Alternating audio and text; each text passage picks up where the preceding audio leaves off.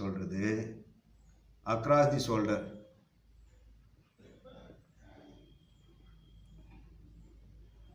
Across the shoulder. ஓகேயா? இதிலிருந்து இது சொல்கிறதுக்கு பேர் வந்து